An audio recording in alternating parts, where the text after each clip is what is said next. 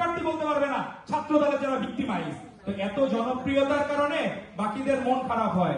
আর আমাদের অন্য ভাইয়েরা আছে, আগে মানুষজন বলতো বোনদেরকে সাবধানে রাখো, এখন বলা শুরু করছে ভাইদেরকেও সাবধানে রাখো।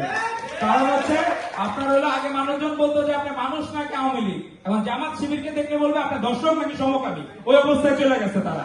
তো আল্লাহ তাআলা এই সমাজে জামাত শিবির যারা ৭১ সালে তাদের ভূমিকার কারণে আজও পর্যন্ত বিতর্কিত, জাতির কাছে ক্ষমা চায় নাই। আর বাংলাদেশে যদি আপোষহীনতার একমাত্র উজ্জ্বল প্রতীক থেকে থাকে, সেটা হচ্ছে আপোষহীন দেশনেত্রী বেগম খালেদা জিয়া। ১৯৯১ সালে সম্ভবত ২৬শে ফেব্রুয়ারি উনি বলেছিলেন, ওদের হাতে গোলামীর পিঞ্জি, আমাদের হাতে স্বাধীনতার পতাকা।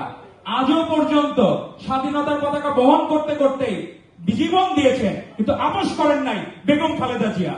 এবং তারই যোগ্য উত্তরসূরি আমাদের মাননীয় প্রধানমন্ত্রী জনাব তারেক রহমান।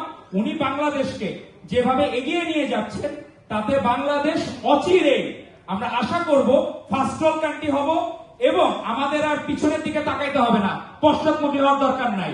আমাদের বন্ধুরা, ছোট বন্ধুরা, তাদের আমাদের এখানে যারা আছে প্রধানমন্ত্রী থেকে শুরু করে আমাদের ভাইদের জীবনযাপনের কোনো পরিবর্তন হয় নাই, কিন্তু আমাদের এনসিপির একটা ভাইরা দেখলাম তারা কাদের সাথে অ্যালাই করছে। অ্যালায়েন্স আছে হচ্ছে যারা এখন স্বীকৃত ধর্ষক বা সমকামী, তাদের যারা কাদের সাথে অ্যালাই করছে, যারা রাজাকার হিসেবে স্বীকৃত। তা আমরা আমাদের ভাইদেরকে অনুরোধ করব, আপনারা সাধারণের কাতারে আসুন। আপনারা নিজেরা ক্রেডিট নিতে যে অপরাজনীতি করছেন, সেই রাজনীতি বাংলাদেশের মানুষ দেখতে চায় না। আপনাদেরকে অনুরোধ করব, আপনারা ন্যায়ের পথে আসুন, সত্যের পথে আসুন।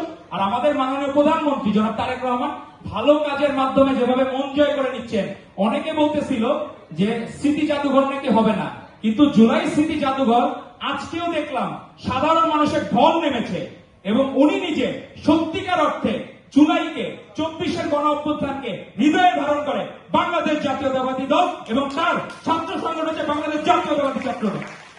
আর আজকে যে অনুরাগ সামাজিক সংগঠন, আমি প্রথমে এসে তাদের টাইটেল ট্র্যাক শুনলাম,